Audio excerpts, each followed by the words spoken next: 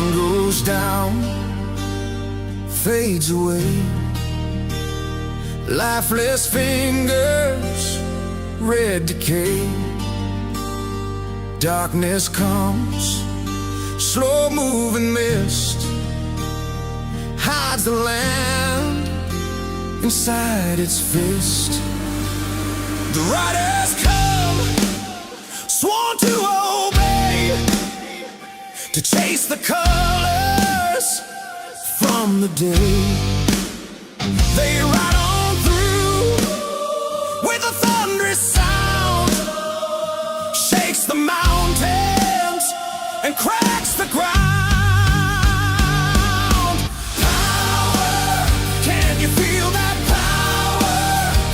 As night rolls in with the witching hour. Power, can you feel that power across the land? Can you feel that power?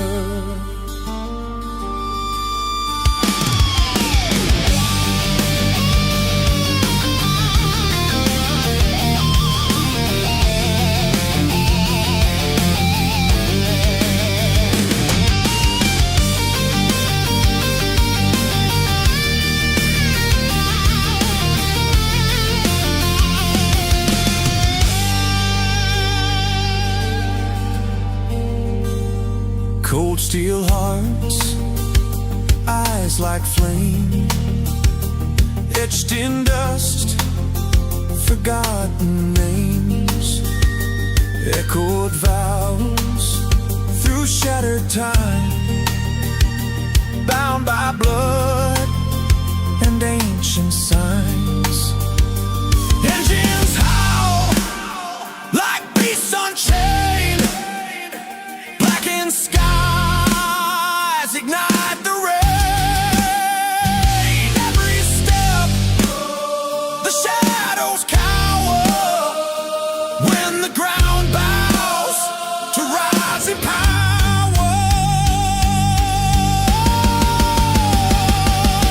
Power, can you feel that power? As night rolls in with the witching hour. Oh, power, can you feel that power across the land? Can you feel that power? What's up? What's up?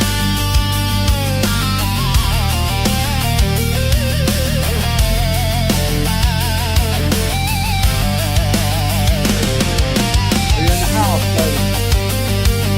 Just barely.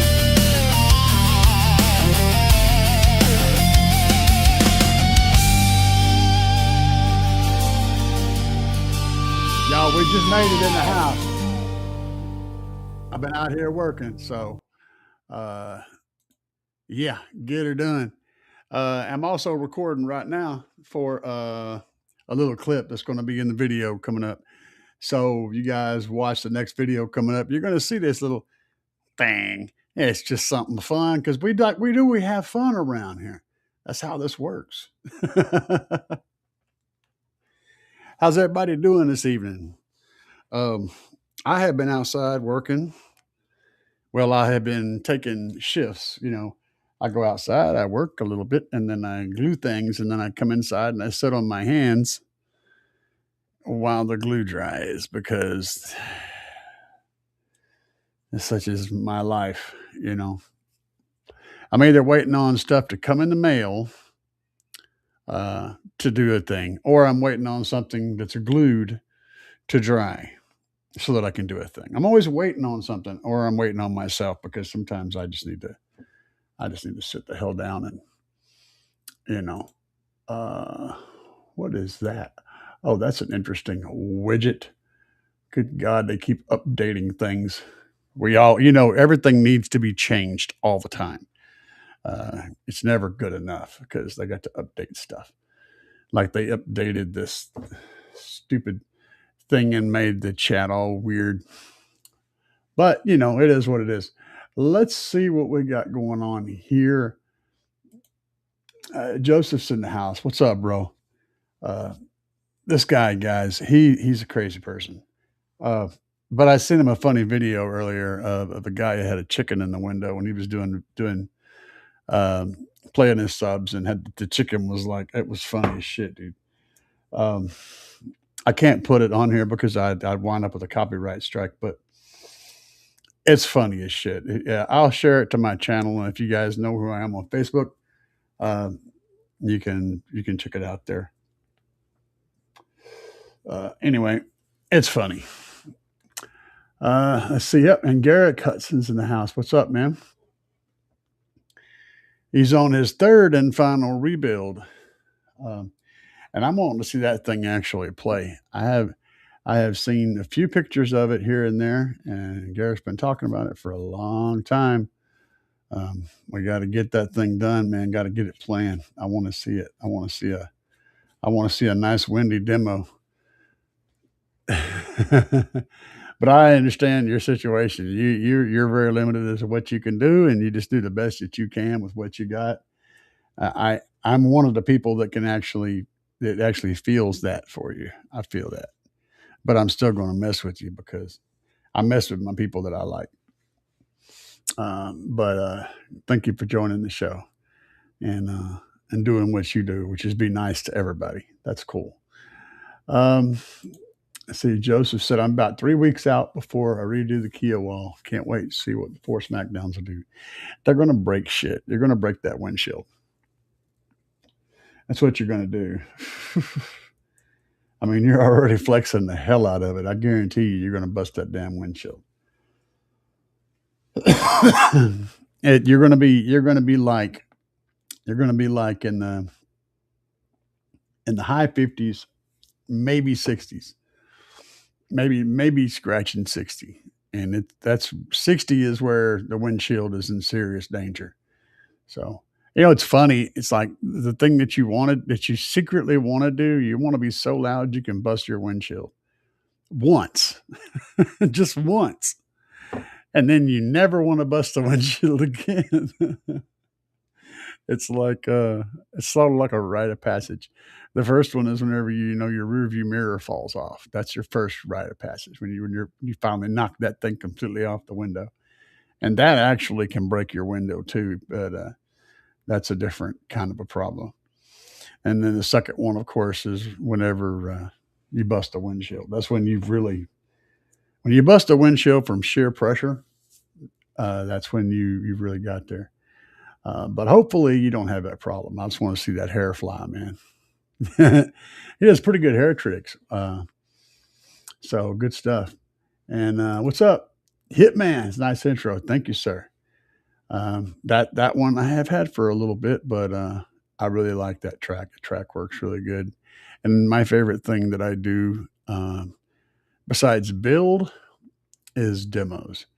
I love demoing. I love meeting new people and hanging out with people and putting smiles on faces and freaking people out, surprising people. That shit just makes my day. And it can be a planned event like that, or it can be at a parking lot where I just happen to crank it up, and somebody just like gives me the thumbs up and waves and comes running over and wants to hear it, and I end up pulling the crowd in the parking lot somewhere. That happens too all the time. I don't always catch it on video because sometimes I'm too caught up in the moment. But some of the videos in there was from one night at Taco Bell where I had some guys. I actually boosted them off. They had a dead battery, and I gave them a jump, and they were looking at my system, and I had to give them demos. So that's like one of the last demos. You see the guy bail out of the door? Yeah, that was at Taco freaking Bell, man. Um, Power. Oh yeah. Thank you. Thank you. Thank you. Dustin and Craig. What's up, Craig? And Dustin said, bro, what's up? What's up? What's up? What's up?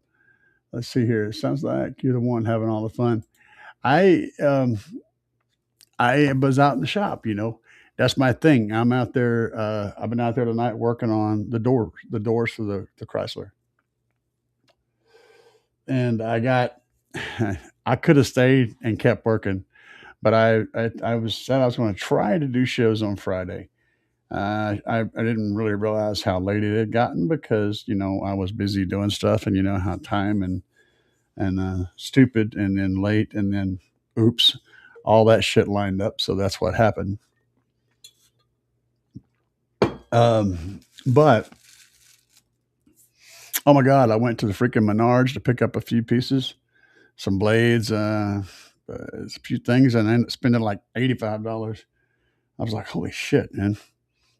Shit adds up fast, really fast. It's like, you know, you, people outside the hobby don't understand. Like, oh man, plywood costs this much, and glue and everything. Dude, sit down and make a list of literally everything, because all those little tiny things turn into a lot of investment. So much investment. Pack of blades, a freaking. I had to get a saw, a circle. Yeah, the thing to cut the circles. I can't remember what it's called now. Yeah, I've lost it. Anyway, the little saws, the little circle cut saws with the drill bit in the middle. I had to get some of those.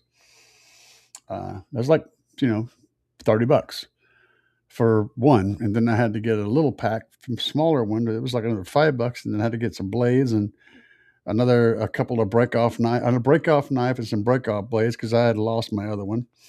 That was another, $20 or whatever. And you got glue, and you got other glue, and I mean, the shit just adds up, man. It's like all of a sudden, you spent most of a chip right there just picking up a few random things.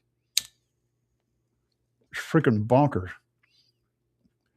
It's an expensive hobby, and people that aren't doing the stuff just don't understand how expensive. And whenever someone says, I'm going to charge you $1,000 to build a box for you, that's probably a really good deal.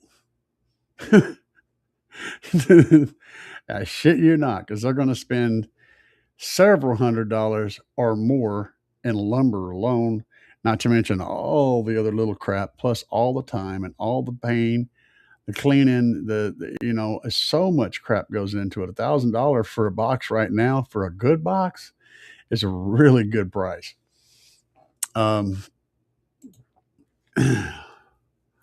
Stream is dark. Yeah, I know. I'm sorry about that. I am just dark right now.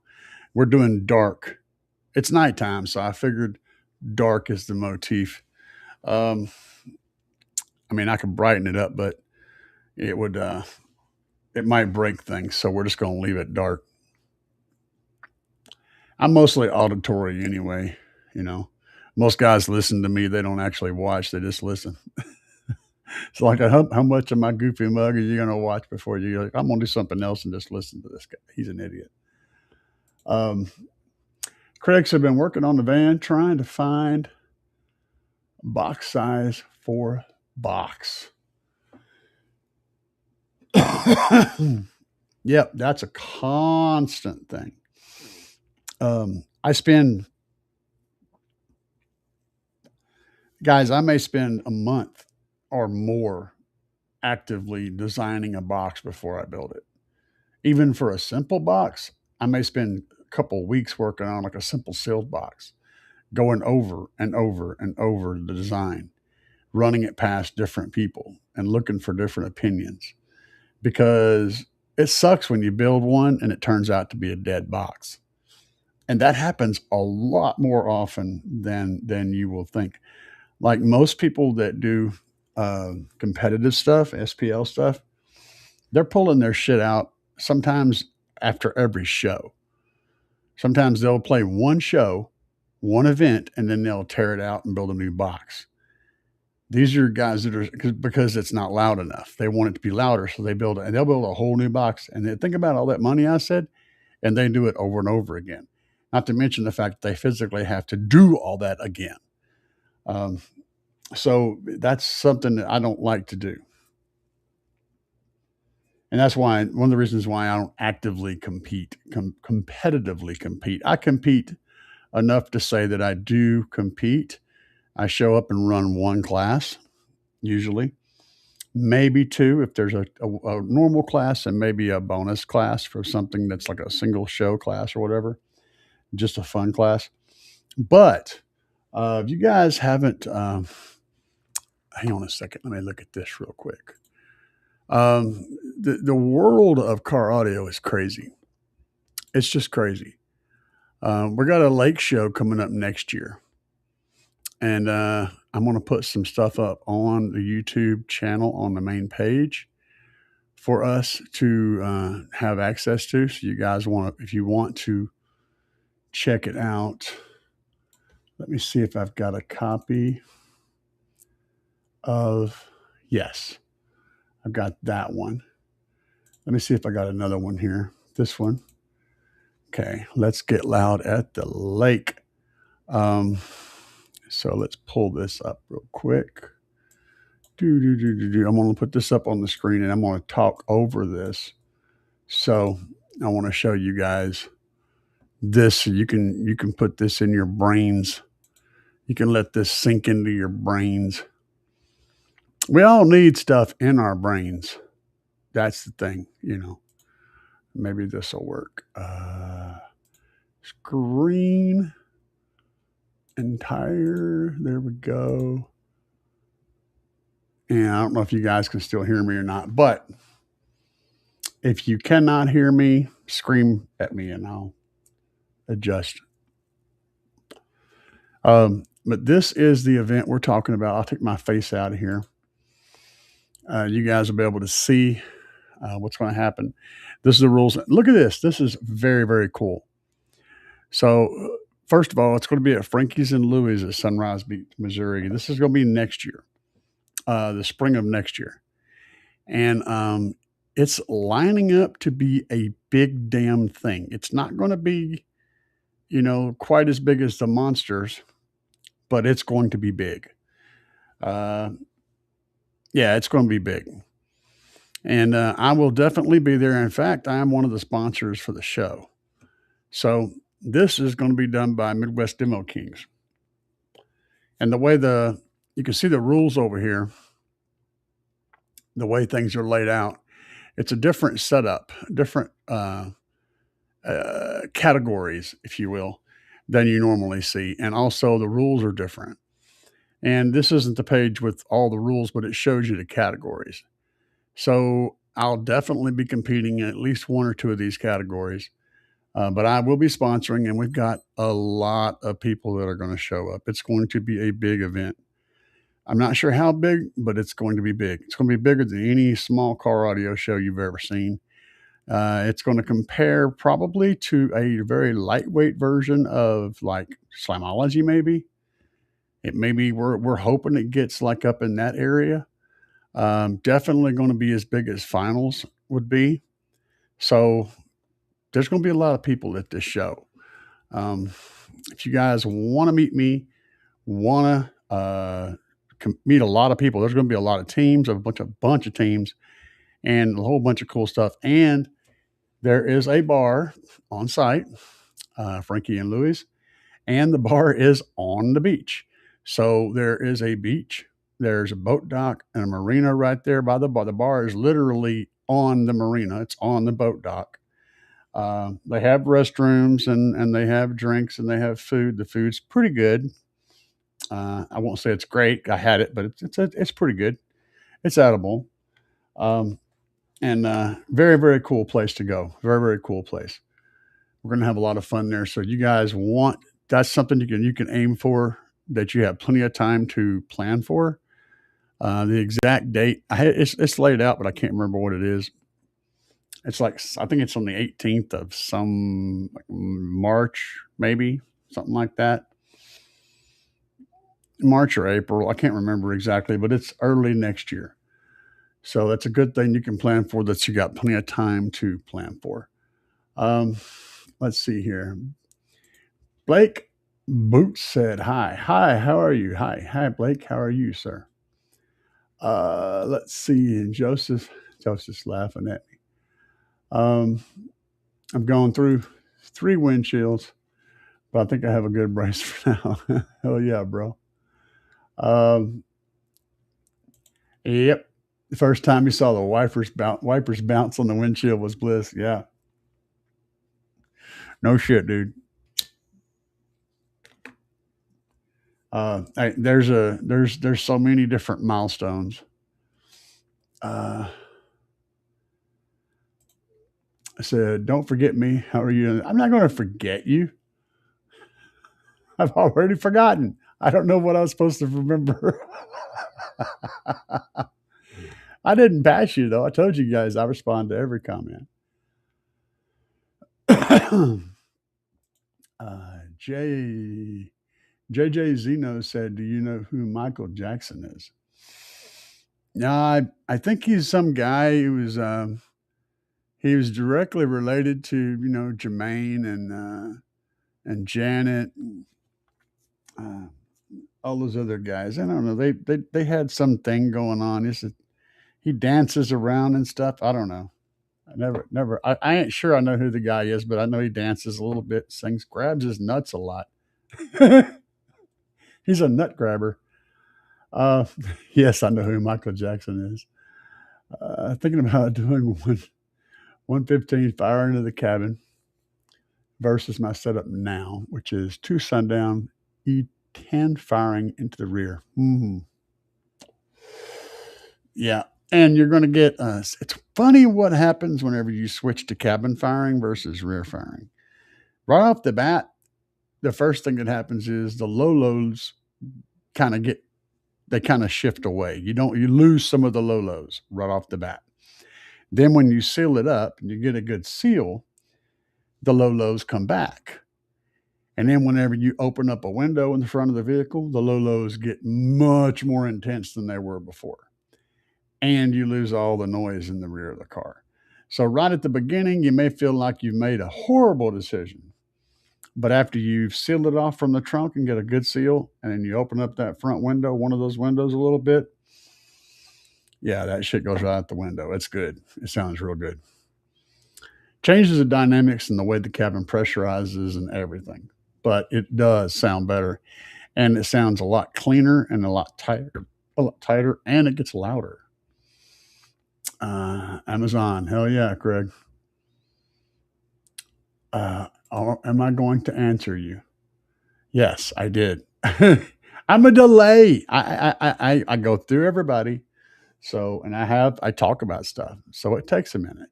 Calm down and be patient. Patience is a virtue. We're waiting on glue to dry. Oh yeah. Yeah. I buy Amazon, and yeah, you were talking about shopping. Yeah, I get it. Some things I need right now, and I don't always have. Um, I don't always. I try to plan ahead and order stuff ahead of time, but it doesn't always work out. Sometimes things just get delayed, and then and I have a production schedule, so I have to keep doing things.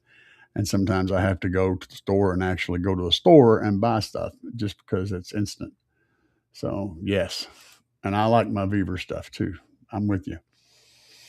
Hitman said I want to go 115, like my 300. Yeah, yeah.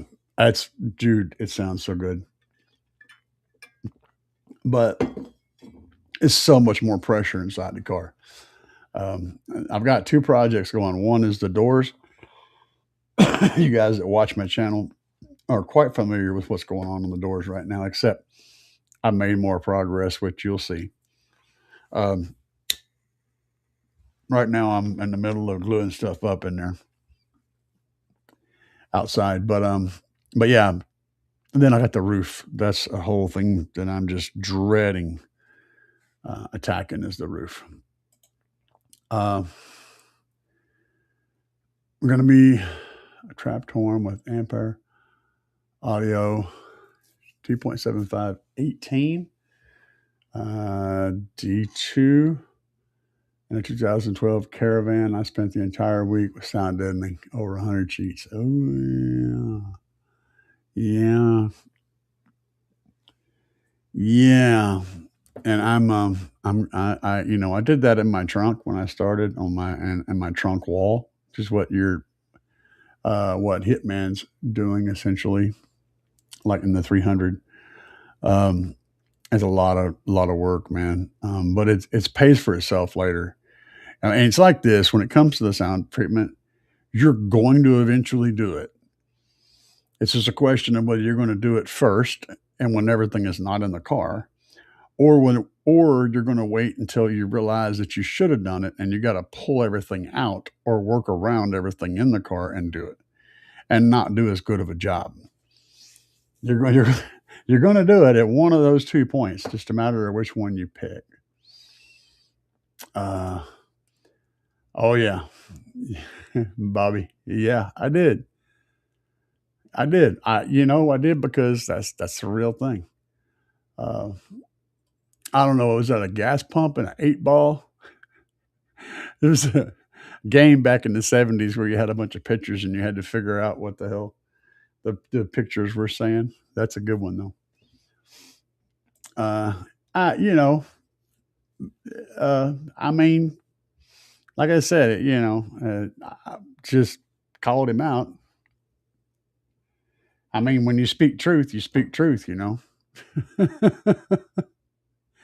I mean, that mug charges for autographs, charges for freaking demos. He ain't gonna give nothing away, nothing. And and that's all I'm gonna say. I ain't talking crap. I'm just speaking truth. I'm just telling you the stuff everybody knows. Everybody knows. JP ain't gonna give shit away. He's not about that, which is fine. That's his own. That's his own thing. That's when he's a businessman. I mean, if that's the way you want to run your shit, you run your shit your way. I get it. Uh, I appreciate you, Craig. Bobby says, so do I. B Force says, I'm gay. Well, don't you do that. You just go ahead, girl. You just go on ahead. You just snap that just right out,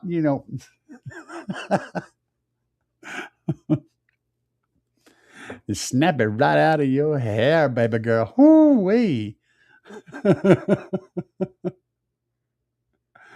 Yo, I'm having fun today. Um, Happy birthday to me yesterday. Happy birthday to you, Bobby. Sorry, man. I uh I have a thing about Facebook birthdays, just so y'all know. It's a thing. I just have a certain thing. So like when I see somebody's having a birthday on Facebook, I don't and I didn't know that it was their birthday, I'm not going to just go happy birthday because to me it's so superficial and such bullshit. I didn't know it was their birthday. I didn't care enough to keep up with your birthday. I may care enough to keep up with a lot of stuff, but I didn't track your birthday. And if I'm not tracking your birthday, then it's not right for me to go, oh, happy birthday. That's just superficial bullshit. That's like, I don't know, man. It's like when somebody buys like a whole box of Christmas cards and then sends them out to everybody. It's the same card. They like stamp, their name on them and shit and mail them. Why do that crap? To me, it doesn't mean anything like that. Um, it's I don't believe in superficial bullshit. If you're going to do a thing, you do a thing. You don't half-ass a thing to make it look like you did a thing. Anyway, that's just kind of my opinion. But I love Bobby. I really do. He's a good dude. He usually sends me a Christmas card. I think he sent me a Christmas card the last 2 years, and that's cool because both of them are hanging on my wall right now. Bobby's a great dude. But I don't know his birthday, and I'm not going to wish him a happy birthday if I didn't know it was his damn birthday until he told me. So, not that I don't wish him a happy birthday. You guys understand what I'm saying. I just don't believe I'm more of a straight up person, not a bullshitter. Dubby, what's up, Dubby? Dubby said, Michael Maxon. Yeah. Ooh, I'm bad. I'm bad. He's so bad. And you know it. Bruh.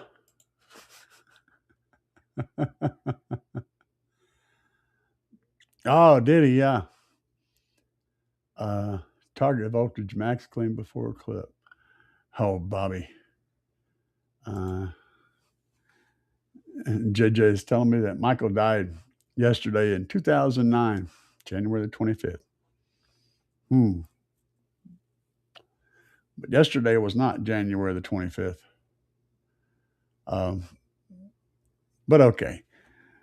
Yeah, when I started watching Michael, he was still a member of the Jacksons. So, yeah, I kind of know a little bit about Michael.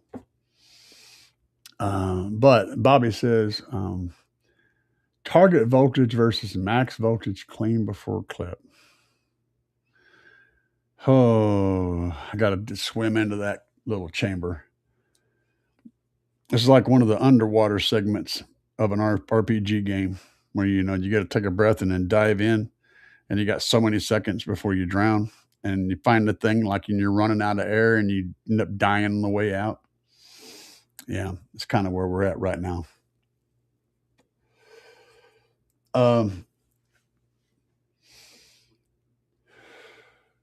Target voltage and max voltage. So for me, actually, I don't dig that deep. I set my gains to where I set my weakest amp. The amps are one's always a little bit hotter than the other. One will clip a little bit before the other one does, just a tiny bit. I find I go up like half volume because I don't test at full volume. I go up about half volume, and I find, I go to full volume until I clip, right? And I get that amp set, that amp that clips first, and I get the gain set on it, and then I go up about half volume or so, and I bring the other amp up until it matches the voltage on that first amp, and I'm done. I mean, that's how I set my gains for 2 amps. And then I test them by cranking them both up, and I'll set the camera up to where the camera can watch the clip lights on both amps. And I want to see both the clip lights come on right at the same exact time, and I push it back. And I set my stuff up to where I'm in clipping at the very top of my knob, because I am aggressive with my equipment. I push it really hard. And so I go into clipping right at the very top of my bass knob. And I normally don't run it at the very top of my bass knob. I do that at shows and stuff, but I'm aware of what I'm doing, and I'm monitoring the temperatures of my subs, monitoring the temperatures of my amplifiers. There's a whole lot of things that go into that. So that's how I run. I don't go as deep into the whole voltage thing as someone would do that competes on a constant basis. That's like lives to compete.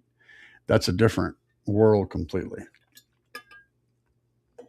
I do not live in that space. So that's my thoughts on it. As much as foggy and messy and ridiculous as they are, that's my thoughts. And yeah, we got that. We covered that. Thank you for letting us know there, JJ. Shifty Lincoln. I'm over here like, man, I wonder if I could drive my town car down to have a guy install a Big 3 and run wires and RCAs and install a lithium in my trunk.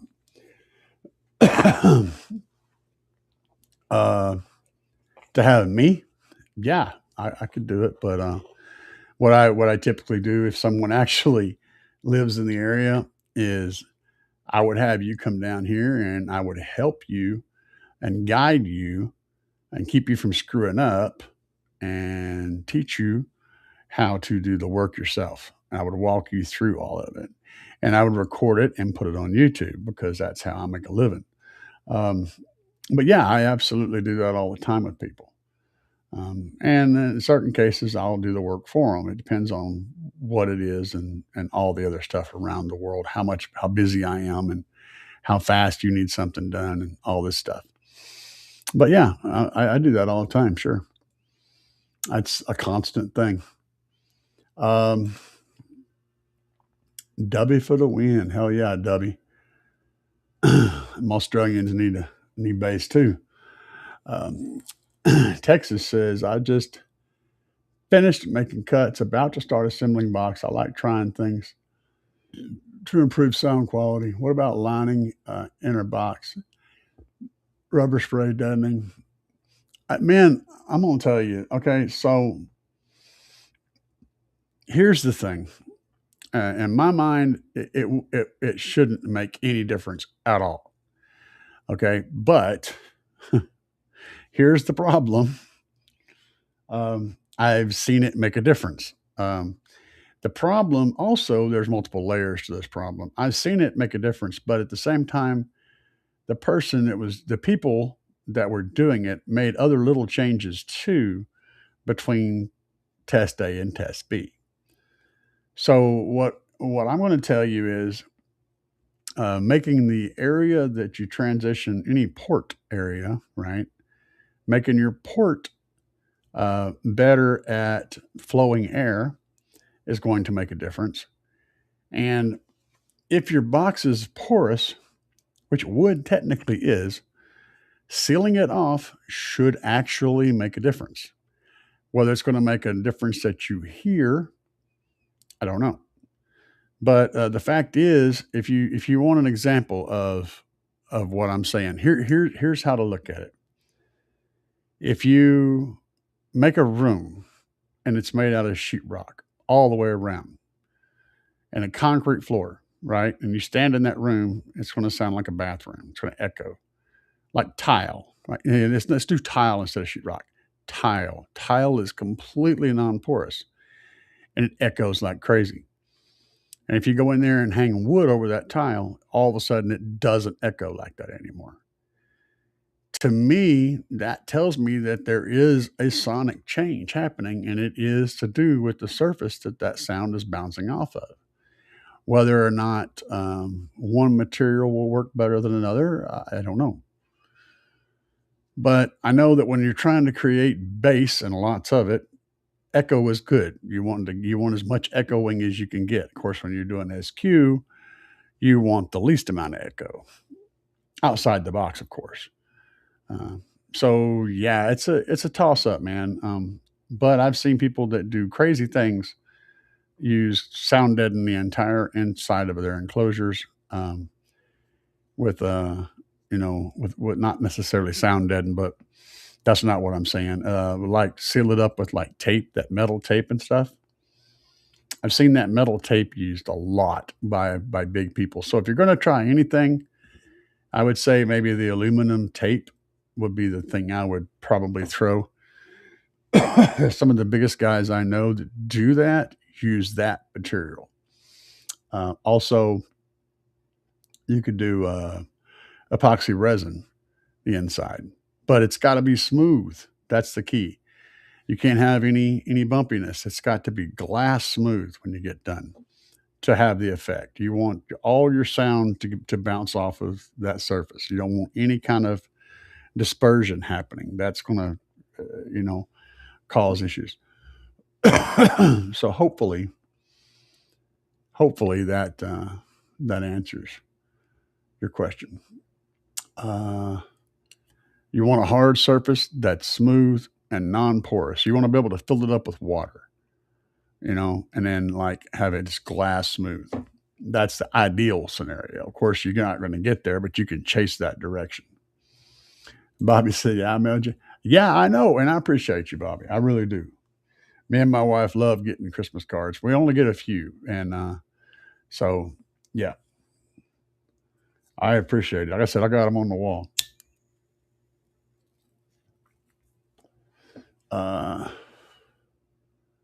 Salute.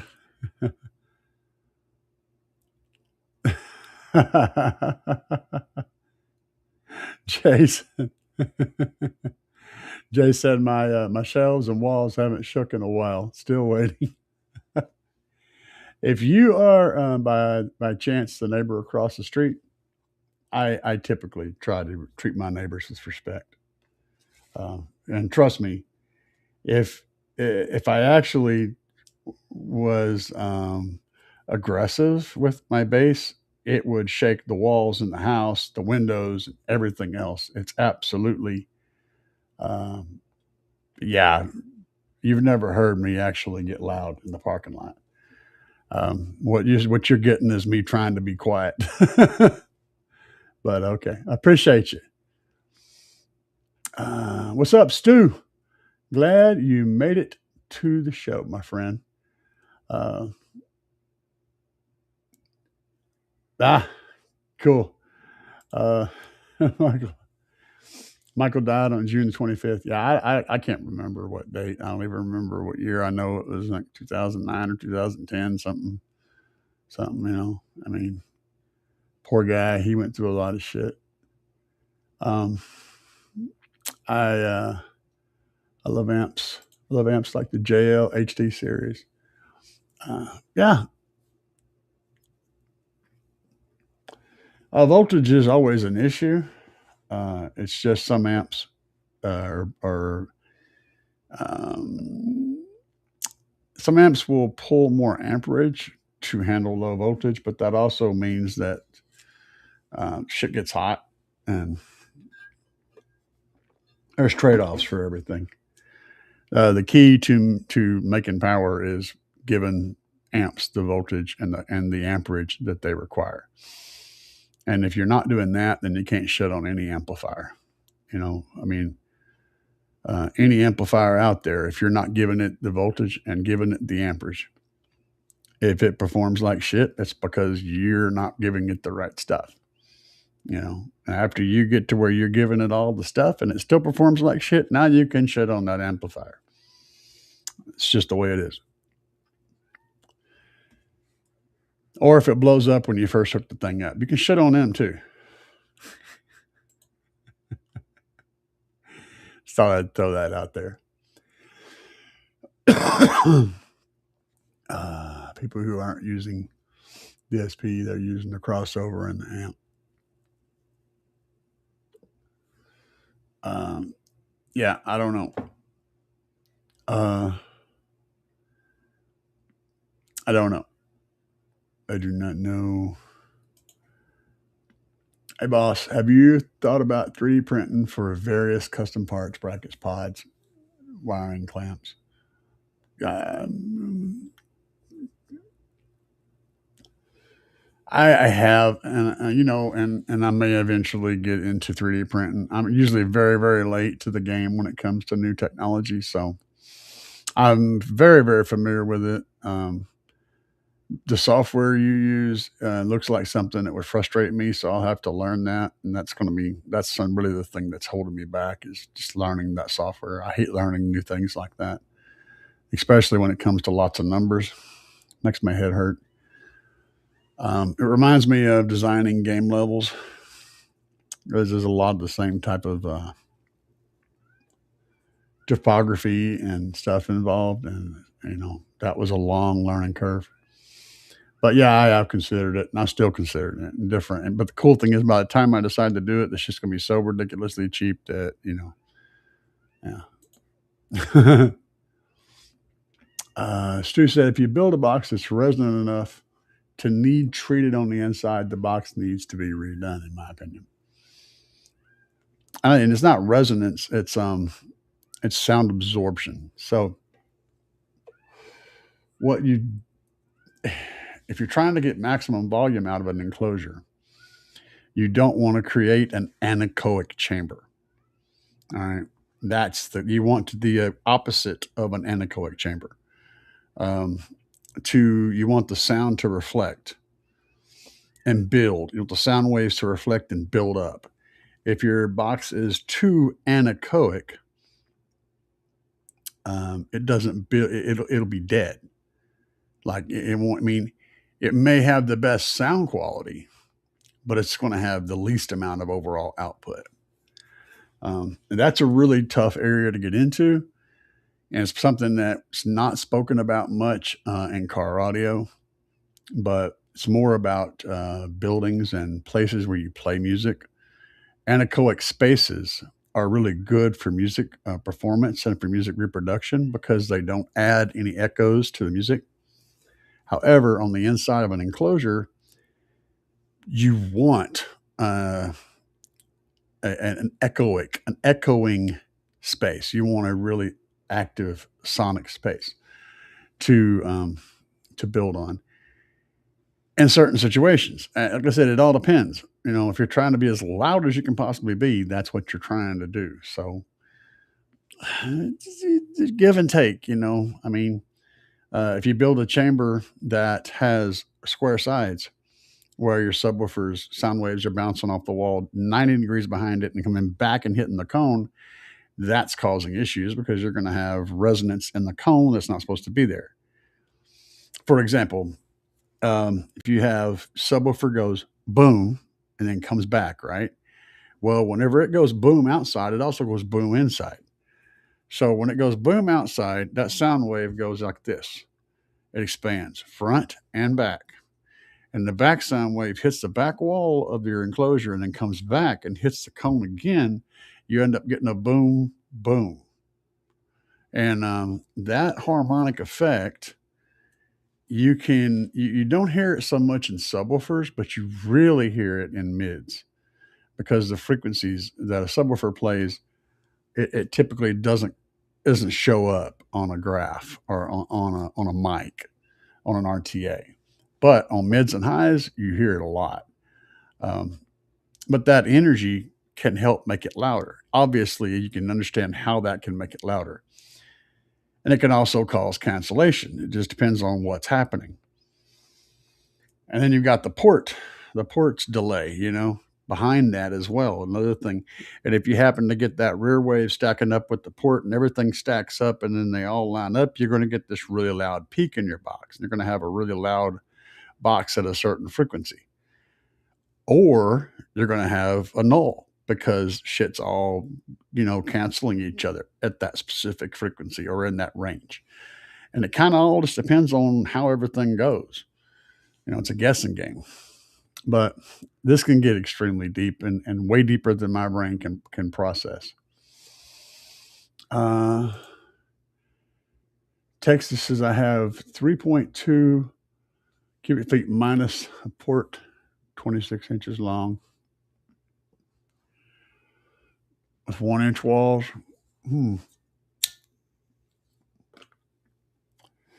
That might work out all right. A 2-inch baffle on 1-inch walls.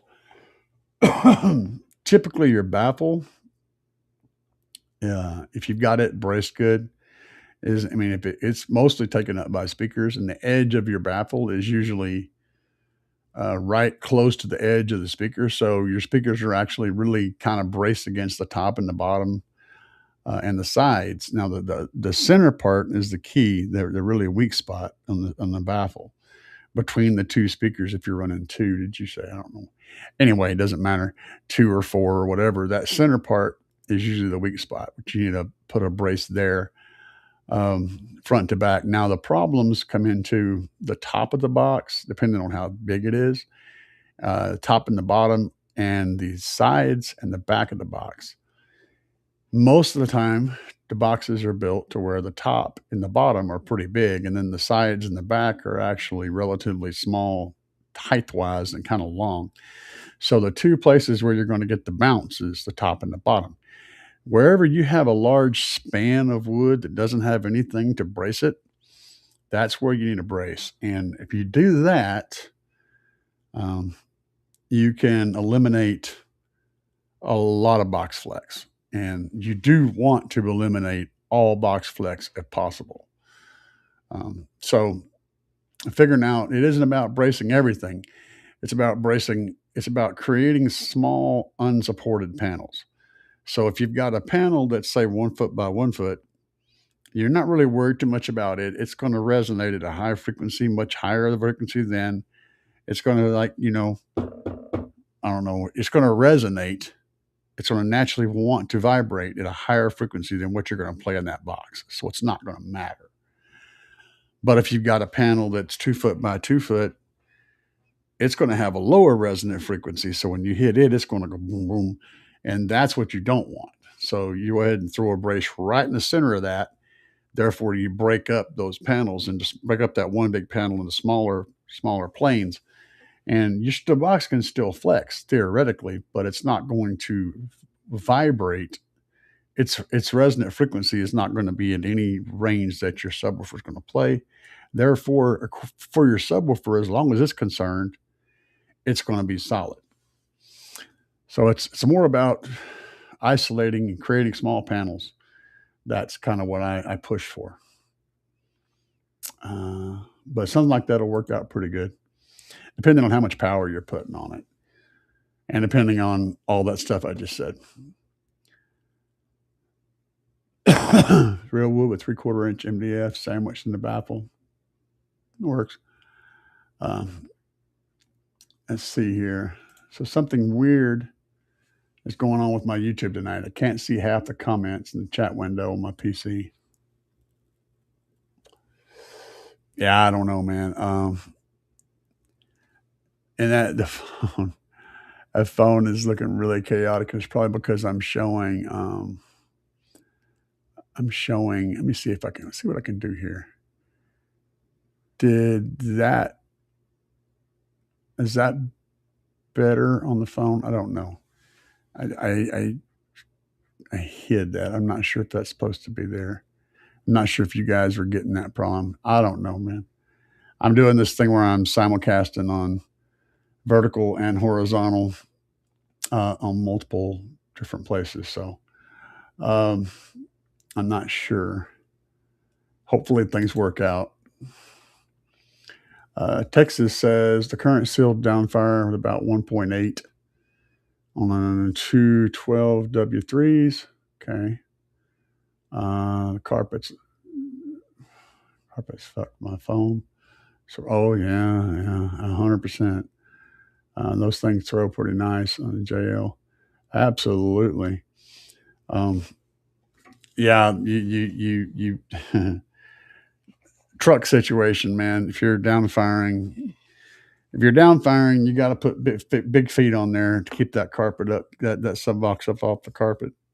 If you're going to run down firing on a thin box, though, you want to run the TW3s or TW5s. You put a 2 or 3 of those TW3s in a sealed enclosure, give them about a cubic foot or less space each, and they will get down, son. That's one of my favorite drivers. They'll really get down. Oh, good. Stu said he got it fixed. Porta box in 30 years. Bad pass comes out. Facing a plexi window and double ports on the back. For 3B2 Rage 8s I got laying around. That sounds fun. Yeah, just do lots and lots and lots of research and learn everything you can. If you're using AI to help with your design, here's the thing about AI.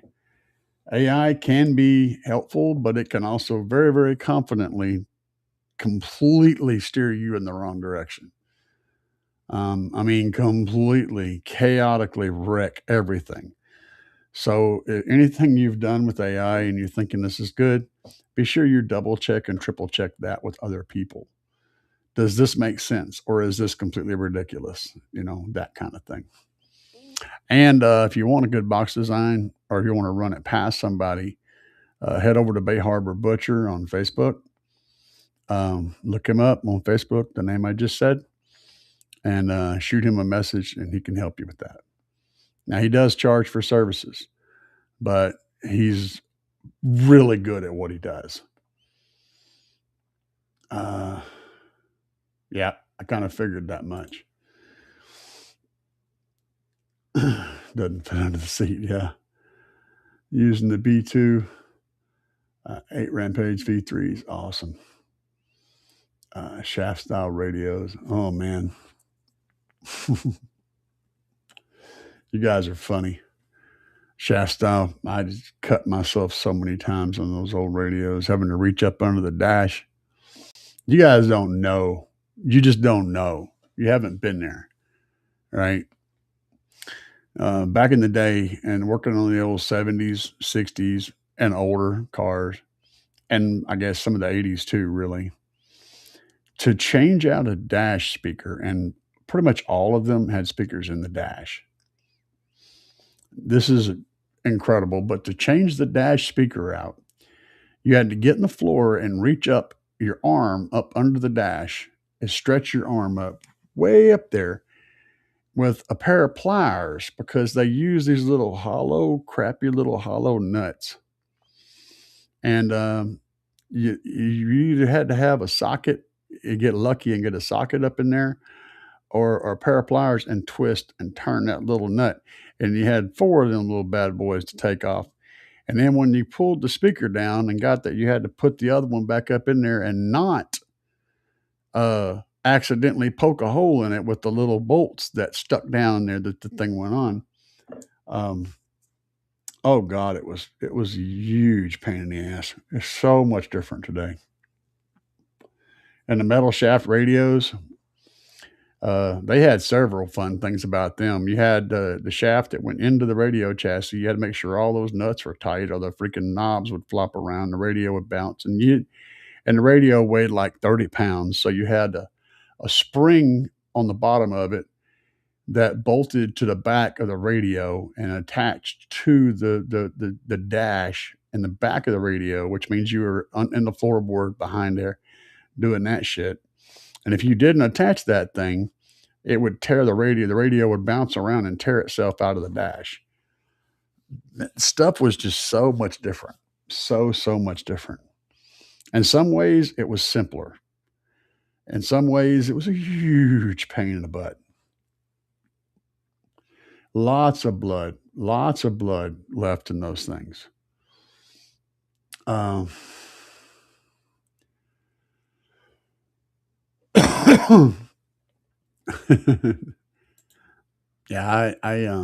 yeah, shaft style radios. Oh yeah, yeah, and you had to have them spaced because they had little nuts in the back, so the shafts would come through the dash, and they had a nut on the back that you had to get just right and space the radio back so that the knobs wouldn't be sticking way out in the car. Because to gauge how far the knobs stuck out of the dash was how much of the shaft you pulled, and then you had the faceplate of the radio that went through another hole, and it had so much. Dude, it was a pain in the ass. One end to the other, they were a pain in the ass. So yeah, I totally understand that. RD1000, yep, good amplifiers, two good amplifiers. Not doing the same job. Not likely, because their power curves are not going to be the same. You're going to wind up, it's going to wind up doing sketchy shit.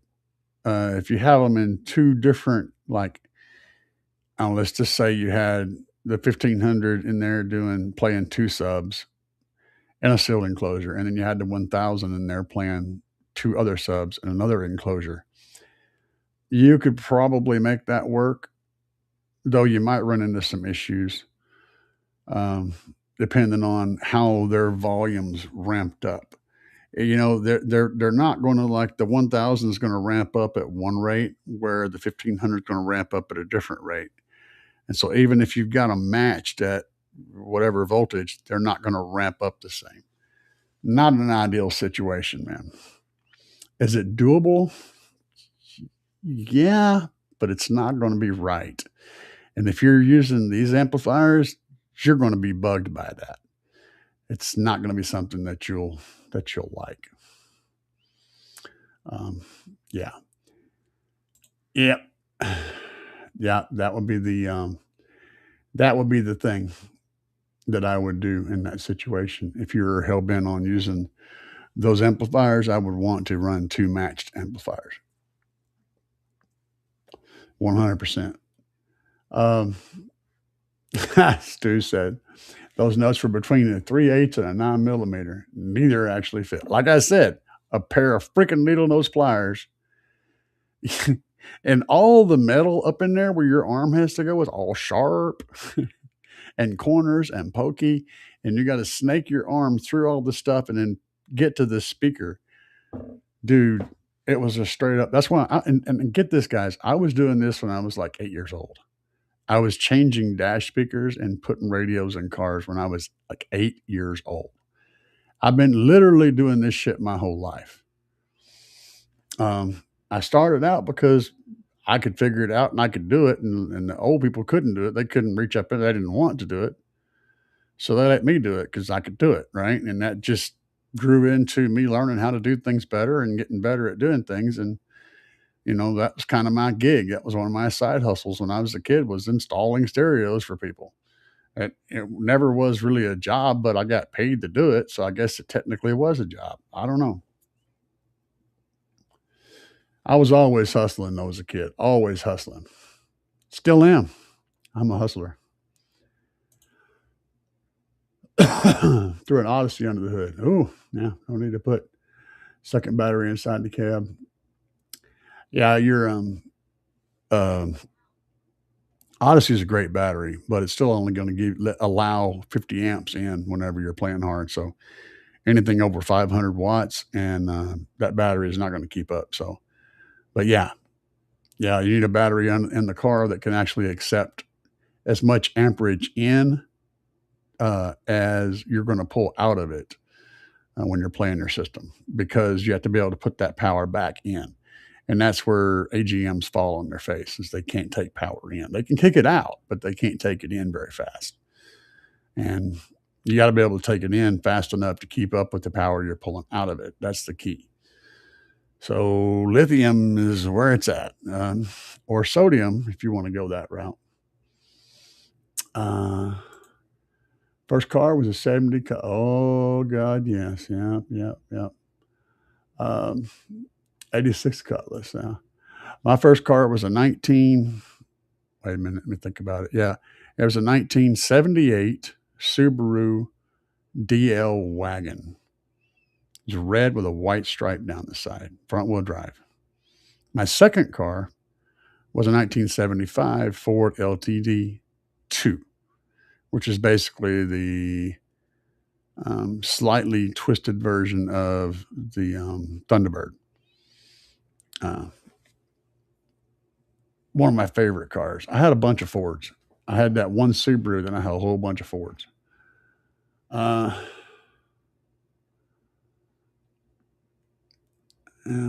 saw blades. Hell yeah. The highs are on a VXI 808 DSP. Okay. Good. Mohawk 12s and HS. Old Mohawks, yeah. My first sub was a worn out IMPP 12. Not familiar with IMPP.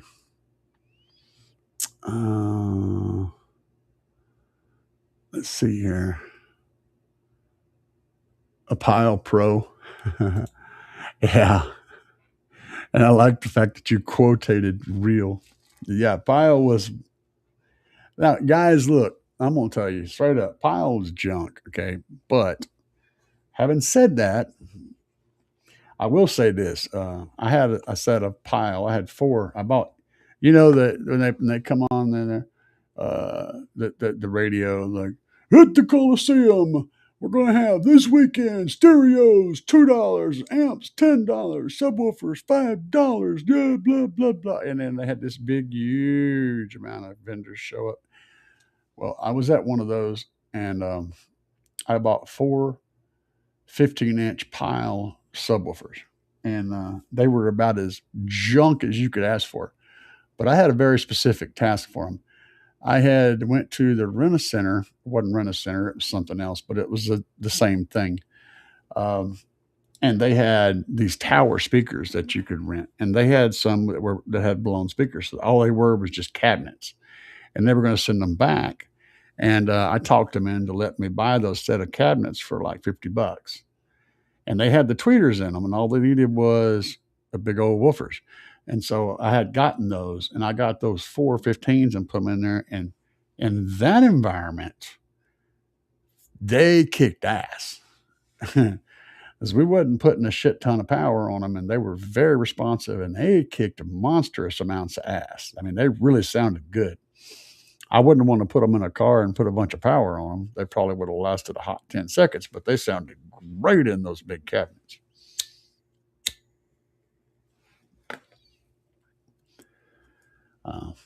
Let's see here. Electronics professor in the Air Force. Fixed all the punch 45, 75, 150s. Oh, that sounds fun. Hell yeah.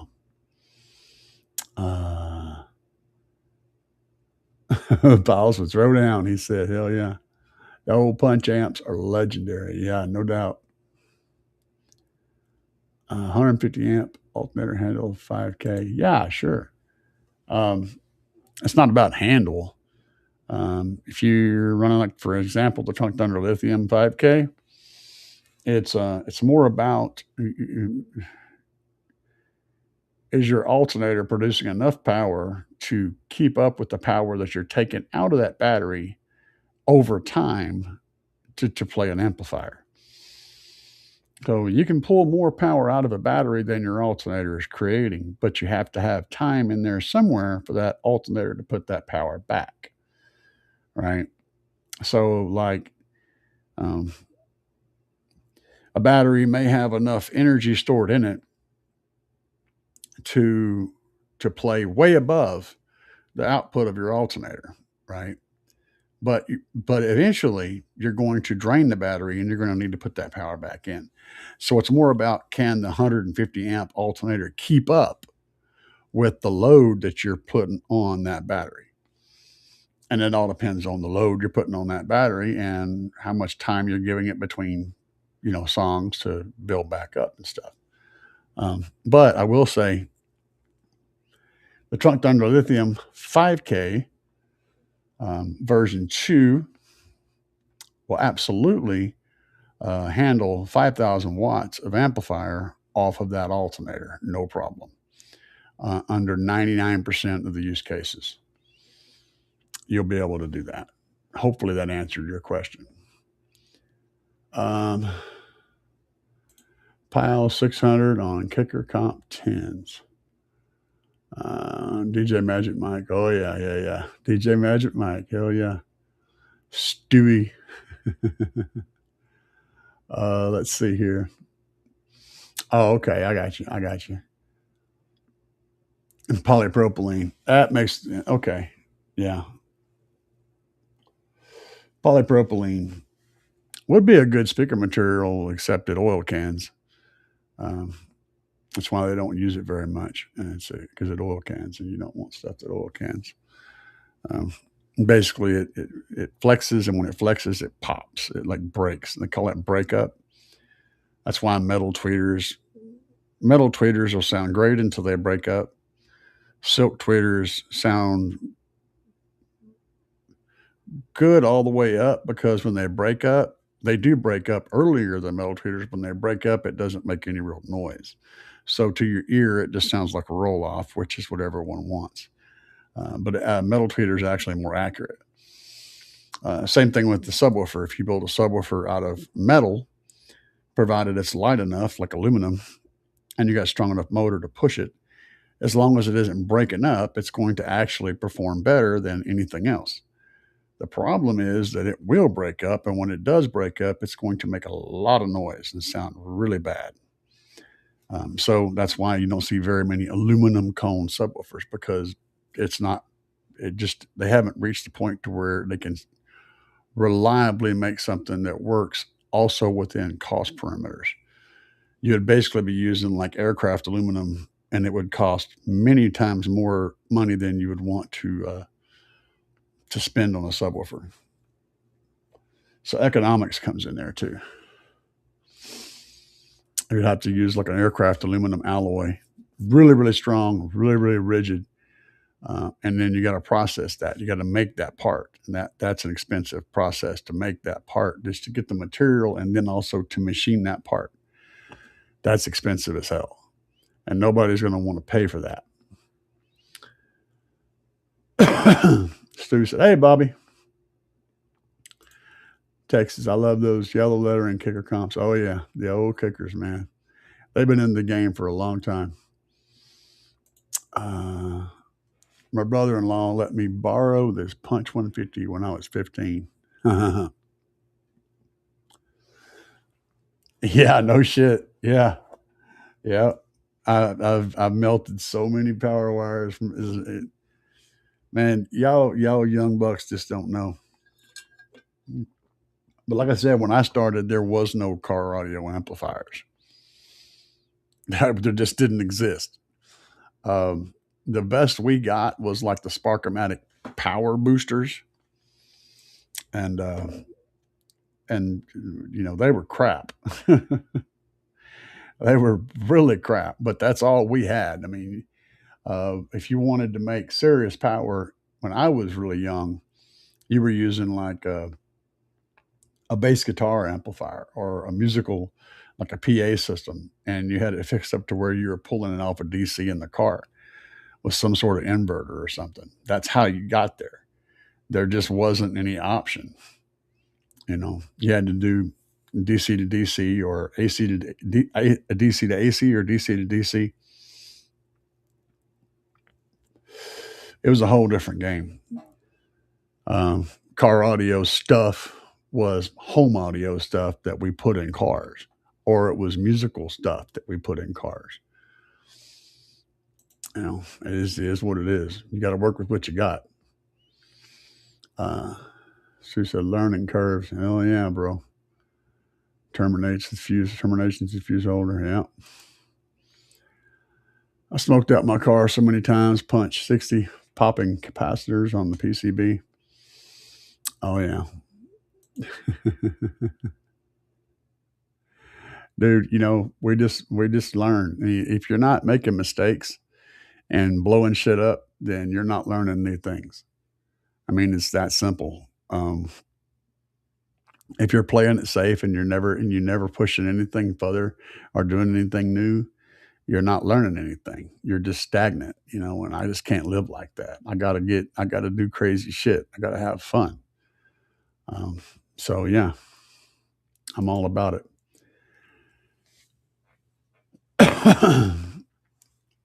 Yeah.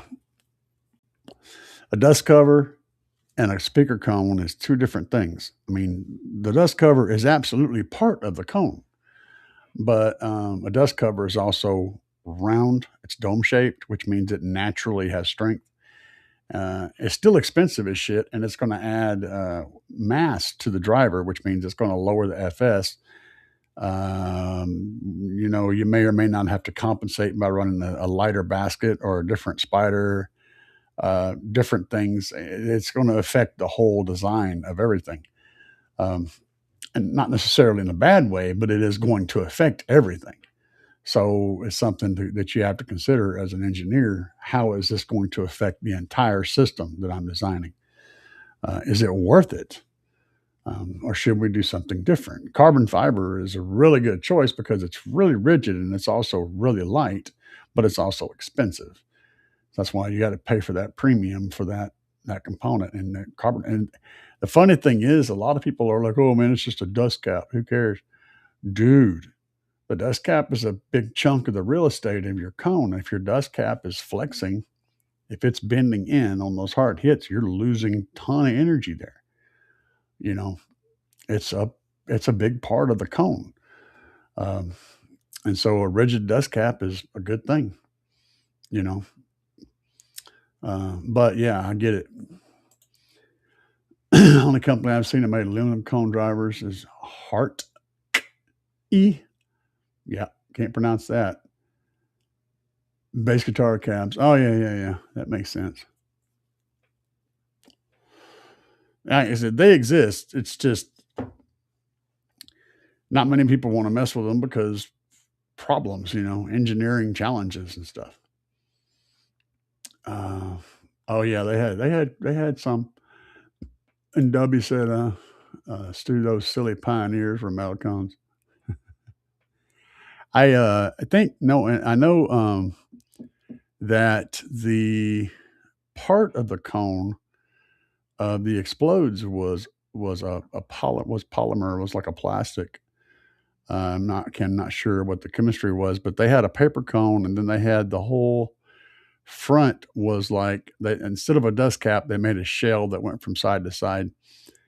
Um, it was plastic of some kind. I'm not sure what the makeup was though, and it had a paper cone to back it. The paper cone was where the structure come from. So a lot of people have done a lot of weird shit with speaker cones, and most of the time it's just for lulls. It's so that something looks unique. Something is different. It's almost never so that it sounds good or that it performs better.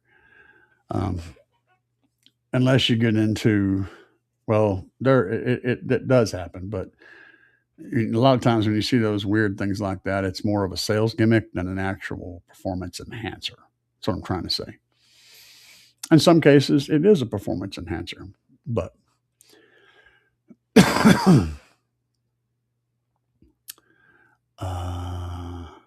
core. I'm reading through here. They just look chrome. They were definitely plastics, too, says. Ones that were metal. They bent. Yeah, and once they oil can, sometimes they would get a crease on them, and then they would just do it constantly. Um, let's see here. The 6-inch bullet mids. What's up, Snows? Good evening.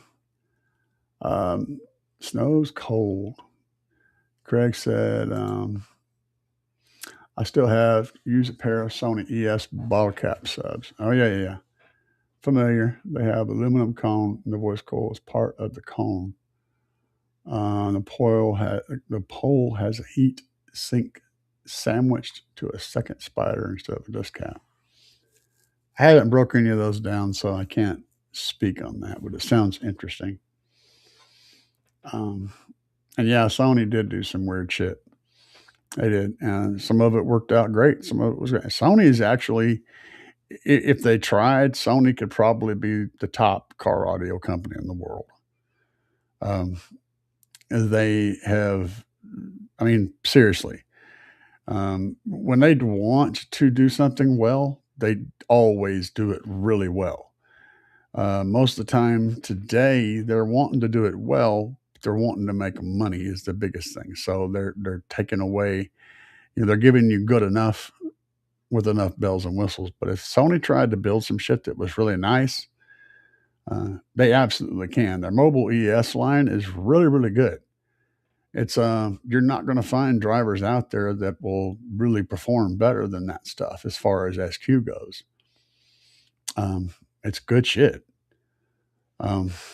It's not perfect. Everything has little issues, but you can't fault them on their the mobile ES line is really nice. Some of the best amps that have ever been built for car audio are the mobile ES stuff. PPI Art Series, Phoenix Gold. Thought we were big shits with them too. Yeah, I was more of a US amps guy. I was on Team US amps, if you will. Whenever the '90s rolled around and they came on the scene, I ran one of the surfboards in several builds. Thing was rated at like, I think it was rated at like 25 watts at 8 ohms, and it ended up making like 2,000 watts at a quarter ohm. It would go all the way down to a quarter of an ohm, and they were literally quarter ohm stable. They were built to be quarter ohm stable, so you could get so much power out of that thing. They were monsters.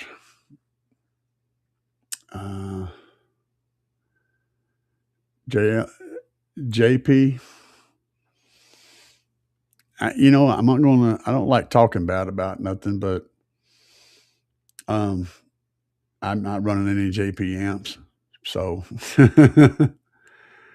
they ain't bringing anything to the party that other people don't bring, and I don't know that they're doing what they do as well as a lot of other people do. JP is more about marketing and about looking old school than about actually being anything special. So that's as far as I'll go on that.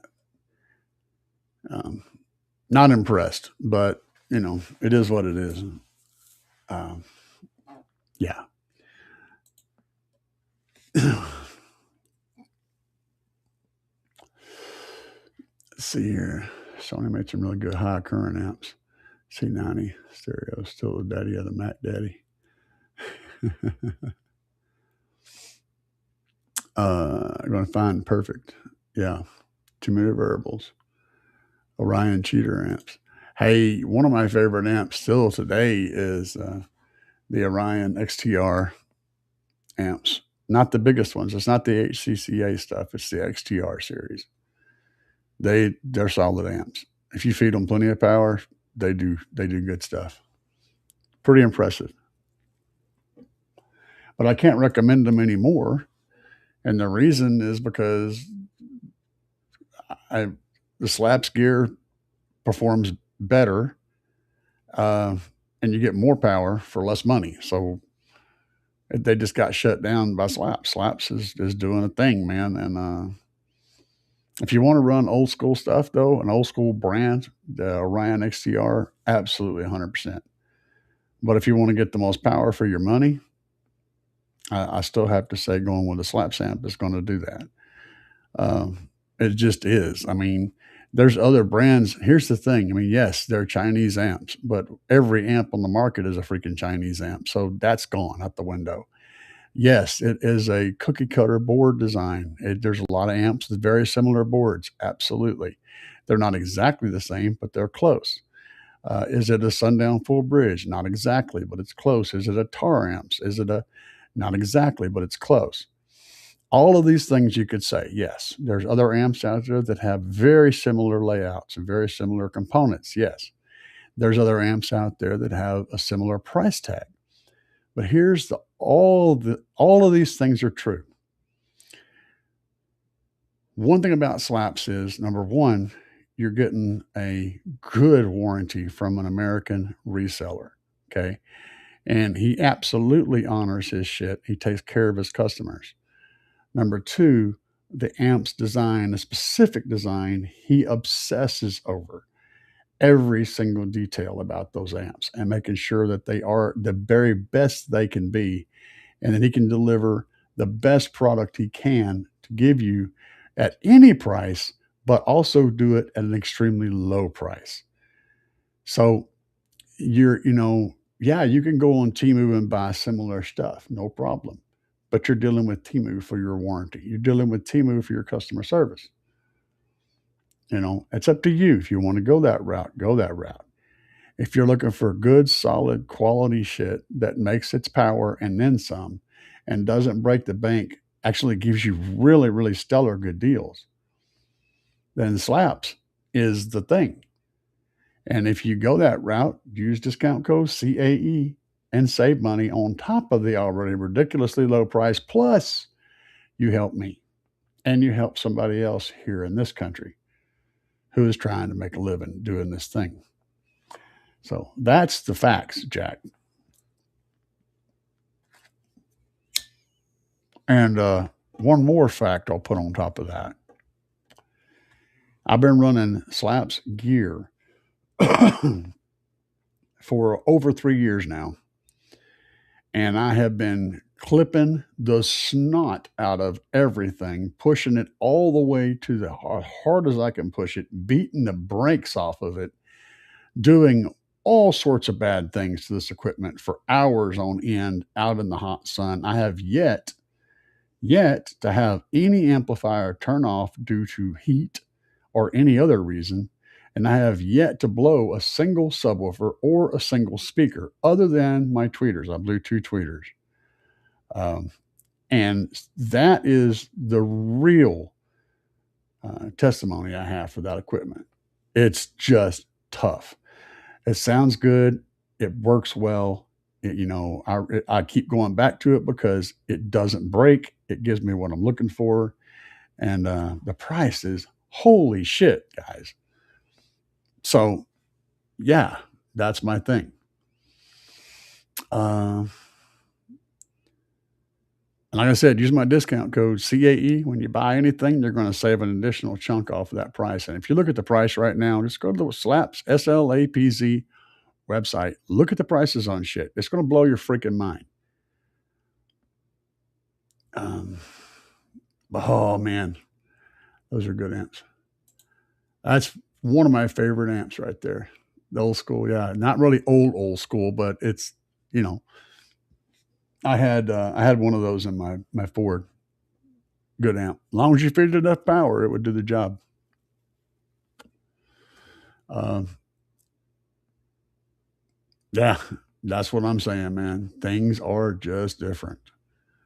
25 years ago, no fucking way would a factory unit make it easy and clean rebuilding the curve. Oh God, OMA radios. Yep, yep, yep. Come a long way. Yep. And they made some stuff. They made it easier to use and with more features, but they make it a lot harder to change. Um, and my Tahoe, I'm running a head unit, by the way. I was testing the little Chinese head unit, um, and it worked good for one event. And yesterday or the day before, I was out with my buddy. We went down to the store, went to the Harvey or to Hardee's actually, and got some burgers. On the way back, the radio just went completely bonkers, and it was like it was just going nuts. And when I went out today to the store and went to Menards and I was jamming, it was just black. It didn't come on at all, so it's completely done. But I always leave my shit set up to where I can Bluetooth straight to my DSP, and I don't even use a head unit. You know, if I got one in there, it's just for experimentation. I don't use a head unit. I can run straight from my phone to my DSP, and I have a controller for my DSP up front. Allows me to control the volume for the whole system, and then I have my bass knob for my subwoofer, and I don't even need a head unit. And not saying that the head unit's bad, but the environment that I put stuff in is just a completely different world than what anything was designed to do. So the fact that it made it through a whole show is actually testament to that head unit probably being something that would last a normal person for years. It came on, worked perfectly, did all the stuff. It just couldn't take the abuse. The bass is just too much. Um, so yeah, we do bad stuff to equipment inside the Tahoe. Anybody that's been in the Tahoe will know just what's happening in there. Okay, it's scary shit. It's really intense when everything is in motion, violently in motion. Deviant, what's up, Deviant? Uh, yeah, no doubt. I'm looking at that comment on that head unit price. It's big. Deviant's in the house. 3 massive audio Hippo 12s hooked up on those amps, thinking about 2 SmackDown 18s in the Scion. Son, I haven't heard the SmackDown 18, but I have one SmackDown 15 in my Chrysler on a 5K. And that's perfect combination. Get 2 of the SmackDown 18s on a 5K. If you're a responsible person and you can use your brain, you could probably put 2 8Ks on them. But I would say 2 5Ks is right where they need to be. You'll be solid at that point. 2 8Ks is you got to be careful. If you're careful, you watch your temps and all that stuff, you could run 2 8Ks on 2 SmackDowns. A better number would be to run 1 8K on 2 SmackDown 18s. That would be the honey spot if you're set up to run 1 amplifier. If you're going to run 2 amplifiers, 2 of the 5Ks would be the choice. 2 8Ks would be pushing the limit, but it's still doable under the right circumstances. That's my input on that. But yeah, you will absolutely love the way those things sound. They sound really, really good. They don't just hit like a truck. They actually sound really good. There's no weird noises or nothing. They're just super, super, super clean subs. And they handle heat just like a boss. Hardee's. I'm down the road, man. I don't remember where I went. Got they had that chicken. They had some kind of chicken burger. We ended up getting 2 bags of burgers. I don't remember what it was. Some $7 meal or some crap. I don't remember. Stu said, I can't see you in chat, only showing up on CAE's feed in his window. Oh shit. Stu's having the hardest time. The hardest time, man. This is technology is just being a bitch today. Oh God, yeah, we get down. He said heartbeat skipping power. Yeah.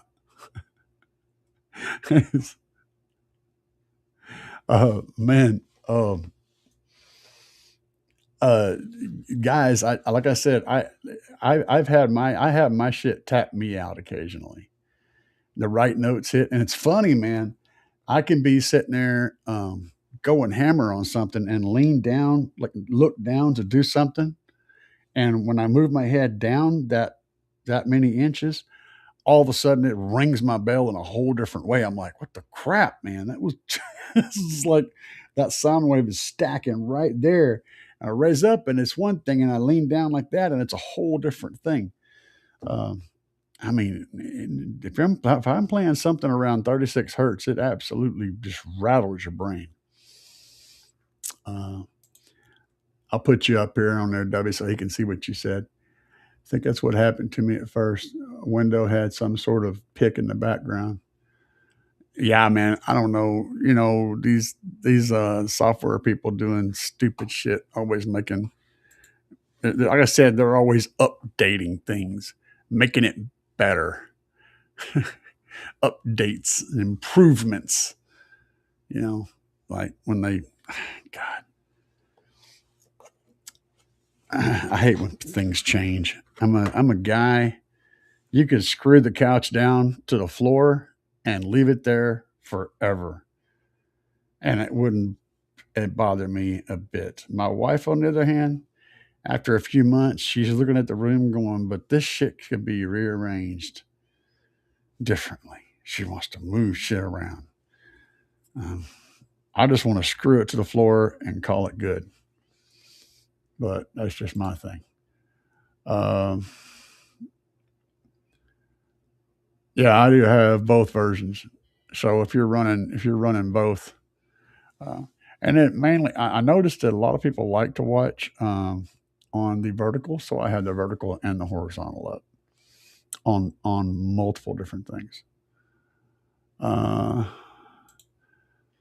Texas says, "Can you run a sealed and ported box together?" Well, technically,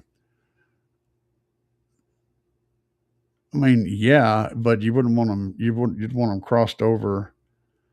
You'd want them crossed over differently. You wouldn't want to try to play the same range with both of them because you'd wind up with cancellation. I'll run a sealed and ported box together in my Tahoe. I have a 10-inch sub under my console that plays as a that plays up to like from about, what do I have it set at, like 60 hertz to like 150 or something like that. Basically, it fills in my front mid bass, and gives my front mid bass a lot more bottom end. Um, and then but it all depends on what you're doing, and you have to you got to balance it out and figure it out. You don't want to try to play the same thing, same zone with both of them, and it all depends on everything. But yes, you can. You can do anything if you work on it hard enough. And Stu, yeah, there you go. Stu answered your question. But yeah, I'm doing it, but I'm doing it in a very odd way. I've got 16,000 watts on the ported box and about 150 watts on the sealed box, and they're two completely different spectrums of stuff. So they don't compete with each other. Um, yeah, it depends. Yes, but it depends. Um, Everything's out of whack. It's just a whole lot of things that will move into and out of phase with each other, and you'll have like one frequency where things will be sweet, and you'll have another frequency where shit cancels, and it's just a lot of weird stuff happens. So yes. Let's see here. Could be a phase issue on one side, moving more or less another. Yep. Roll off is different on sealed and ported. Yep. Group delay. Yep. Output across the. Yep. Pass bands. Yep. Yeah, Deviant's been in the house too. You must not. You just couldn't see him. I'm gonna take a little break here. Give you guys a minute to catch up. Y'all can watch some demos. I'll be right back. Yeah.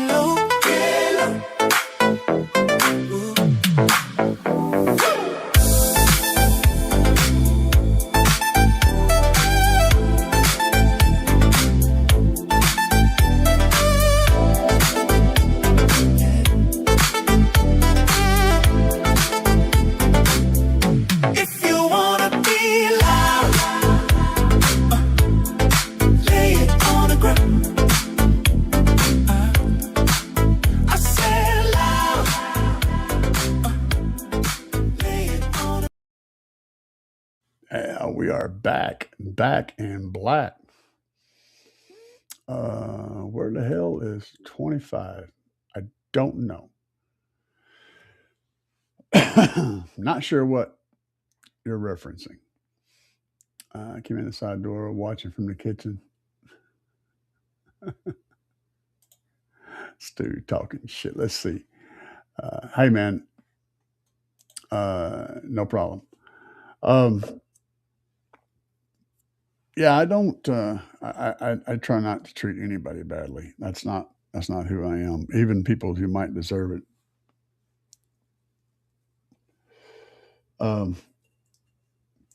You know,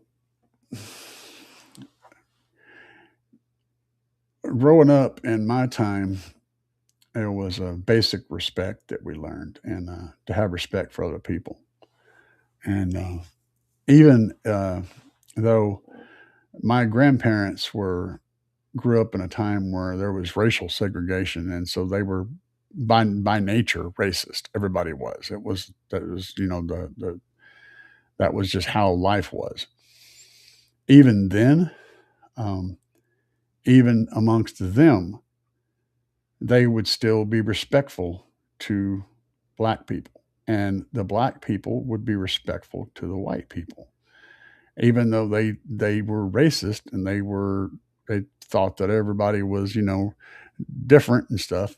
They still showed respect for each other, and that was something that was really common back then. And today it's not, and I'm not part of that. I still believe that people can be respectful to each other. Um, it's just who I am and how I roll. No matter how much even if you just hate somebody, you can still be respectful to that person. and that's just how I am. I can't understand how and why people can be so mean and hateful to each other. So uh, it's just not my DNA. Um, let's see here. Skipping all of this sketchy discussion down here. Um, a Tones Brigade when he takes a break. Check us out. I made all the beats. Juicebox Johnny joins us sometimes, and Mullen uses for demos. Cool. Uh, I don't know nothing about it, but sounds fun. Uh, yeah. Okay. Let's see here. Yeah. Okay. I'm skipping things. There is lots of things in here that I don't. I don't like drama, guys. I don't like drama. I don't get involved in drama. I don't get involved in politics. It's just. It's just a. I guess it's a war zone. People like conflict, you know, and I mean, you think about it.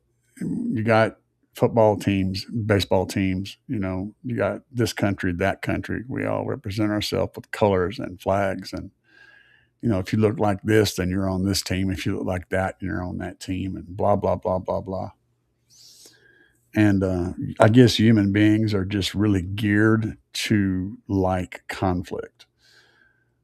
But I've never been a sports person, never been a conflict person. I don't like conflict. In general, I just don't like conflict. I don't like fights. I don't like, uh, you know, stuff like competitions and stuff. I don't really care for that. Never have, because it just creates drama, and that's not something that I feed off of. I don't know. It is what it is.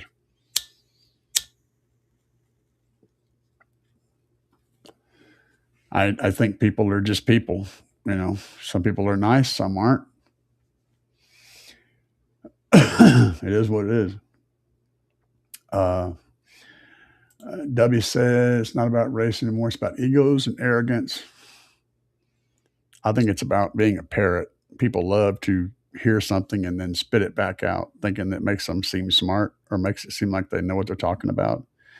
Whenever they hear someone say something and then they repeat it and don't have any idea what the hell they just said or why, because I don't know. People love to be parrots. There's so many parrots in car audio. Um, you know, well, thank you, Texas. Make beats and ain't got bass. That's what I dropped, Deviant. All of my stuff. Oh, Slapz is in the house. If you guys want to ask them anything, right now will be the time to answer, to ask. If you want to hit Slapz Audio up and ask them a personal question, they are in the house and in the room.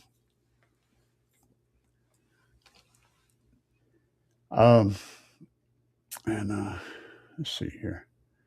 YouTube in one sentence, yeah, for real, bro. I agree 100%.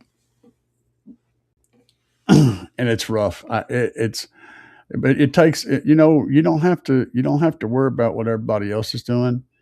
If you are doing the right thing, if everyone, it's like I told my friend, don't worry about what's going on in the next state. Don't worry about what Bob or Dave or whoever is doing. You take care of the shit in your bubble, okay? The shit around you. If everyone takes care of the shit around them, then everything gets took care of, right? Worry about the shit that's in your area, the stuff that you can affect. You know, don't worry about why this guy's being an asshole to you. What are you doing? Because you can control what you do. You can't control what they do. And everybody is a you, right? Control what you do. And then the world is just happy. Everybody's good. You know, it doesn't seem complicated to me. But it does to some people. First time I heard an American speak of soccer. I don't know. I didn't catch that conversation. Oh, y'all were just going back and forth about the soccer thing. Go. Um, I mean, the sports is healthy. It's good for your body and all that stuff. But I mean, you basically teach kids how to be competitive right off the bat. It's like they already got that. They're already like trying to grab each other's toys and smash them over the head with it, and stuff. They're already competing right from the start by natural. And you're going to say, hey, we're gonna show you how to officially, you know, compete with other people. This is how you get that out of your system. You go out here and you do this thing. You know, I don't know. Does do humans just need to be competitive? Is that something that we have to channel as human beings? Is that, I don't know. It just wore off on me. Here's the bleeding already. He says, "Here come the tar amps." You guys are a mess, dude. But yeah, just as a reminder of this show, you guys want to try to make. This is going to be a good show. Um, and we're going to have a lot of people getting repped there. I'll be there. There'll be a whole bunch of teams there, a whole bunch of teams. It's going to be a big, huge show. So if you guys want to hear the Tahoe, I'm going to have the Tahoe there. I'm also going to have the Chrysler there, I think. I'm going to try to get both of them there. I'll have my wife drive one. Um, and so if you just joined the show late, this is what's happening. And if you're watching it in the future, whenever it's not live anymore, you can also reference this. So these are the classes and how they're going to lay out. It's going to be very fun. They're basing your classes based on how many subwoofers you have, how big they are, and how much power you're running, period. It doesn't matter whether you have walls, boxes, below the window line, above the window line. None of that stuff matters. It's how many subs, how big, how many amps, how many watts your amps are rated at. That's what this is going to be based on. And then within that stuff, these are the different classes that you can run in. So it's competitive as hell, but it's also mainly for fun. And so I'm down with this. This is fun. This is what I do. It's mostly demo classes. And that's the Demo Kings. So it makes total sense. I'm definitely going to be participating in this, and hopefully I can, do pretty good. That's the idea. And I'm probably going to be running some 18s when it comes to that. Don't know for sure yet. Hopefully that's what happens. Hopefully we are running 4 18s in the Tahoe for that show.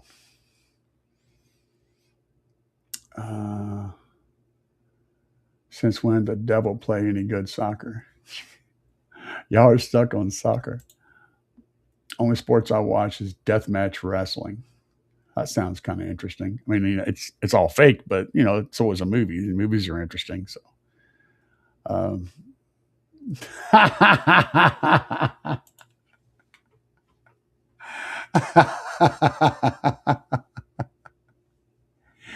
was going to say with Boss Amps. Yeah. W.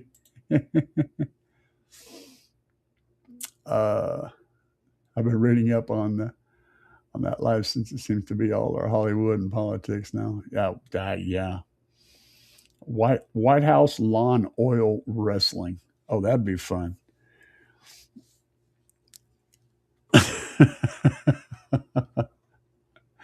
It's like the best match in wrestling history ever was the Gravedigger and what was his name? I can't think of his name now. It was a cage match where he Cactus Jack was one of his. He had several personas.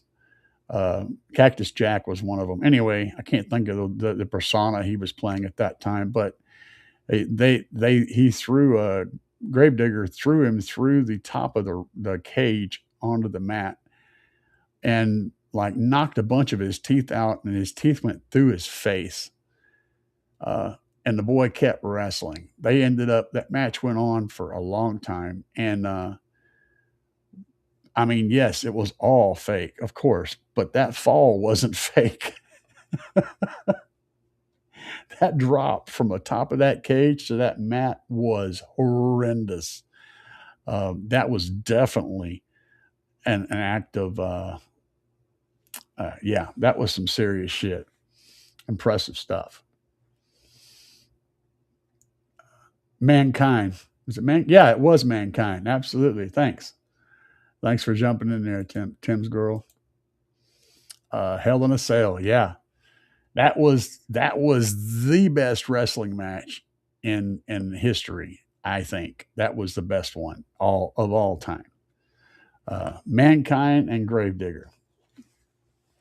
That was the shit. Gravedigger. That ain't right either, is it? No, that's the freaking monster truck guy. What's his name? You know what I'm talking about. You guys know what I'm talking about. Shit. Yeah, Undertaker. Yeah. I had Gravedigger stuck in my head. That was what I was watching a Family Guy episode today, and uh, the dog was telling, well, he had this redneck carny girlfriend, and she was like, "You don't even know the name of monster trucks," and he goes, "Yeah."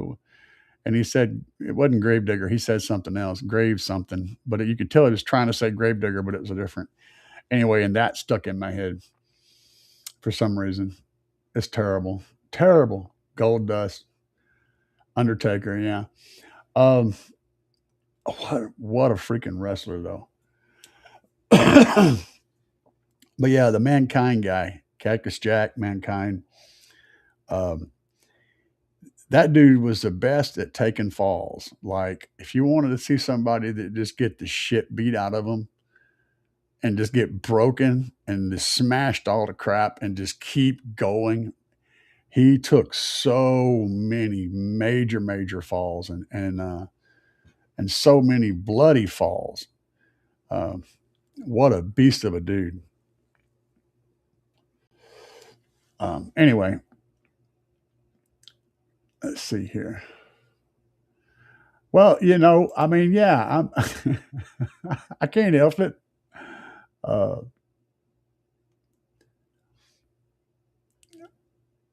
Gold Dust, not Gold Dust. What the hell is wrong with these two?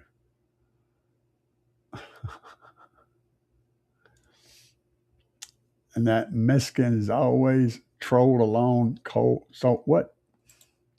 Oh, yeah. And then there was the shit talkers, right? The best shit talkers. And there's a lot of really good shit talkers in wrestling. Um, I think The Rock was probably my favorite to listen to. Yeah. And I go back into the 70s, man. Way back. Junkyard Dog and Jerry Lawler and all those guys are wrestling. But I think The Rock, and maybe Stone Cold, two of the best shit talkers. Rey Mysterio, we're definitely in wrestling. The flying headbutt. Uh, then yeah, Rey Mysterio was great to watch wrestle. Yeah, excellent. Um, and Superfly.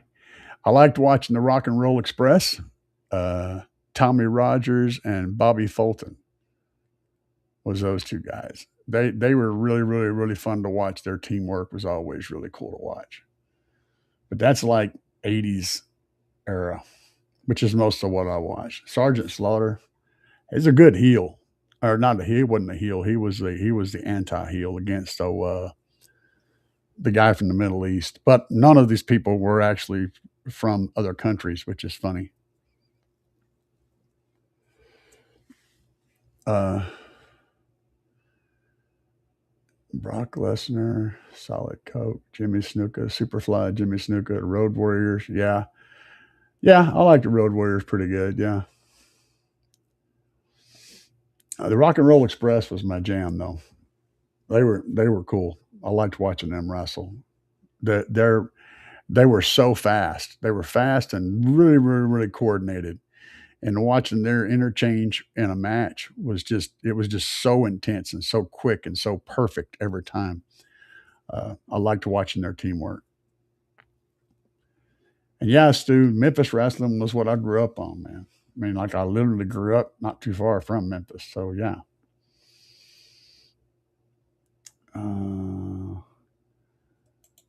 What is this? Nathan Maury versus Handfoot. Don't know the Hoodfoot. Glass panes, gusset plates, fire. You just said a whole bunch of words, and I don't know what the hell you're talking about. Stolen hubcaps as prizes.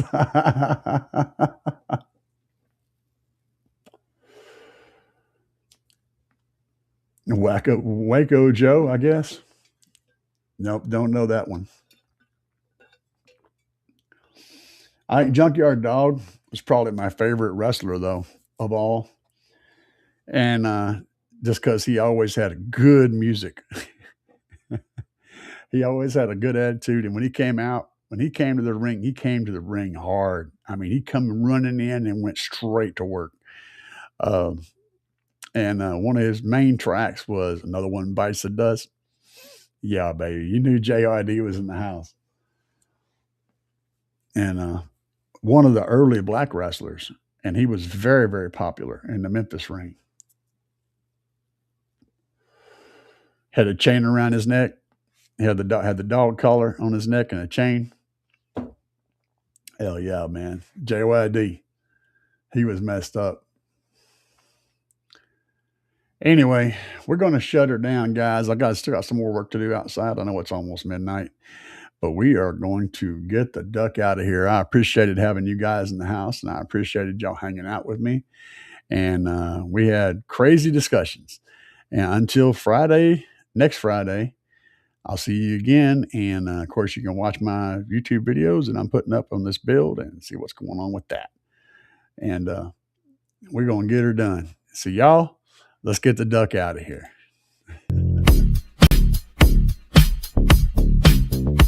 Yeah. Yeah.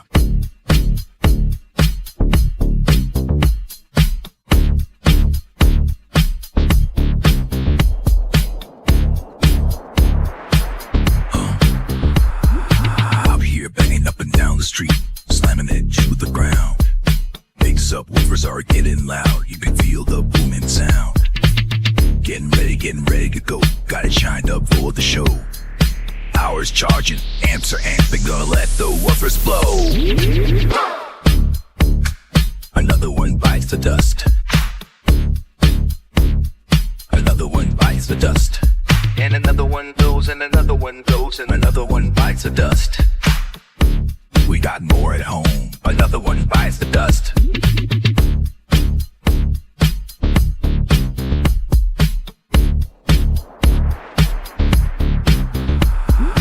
Eyes are glowing and the amps smoking. Subs are cherry red. Let me keep jamming, gotta keep the bass slamming. Gonna go hard till they're dead.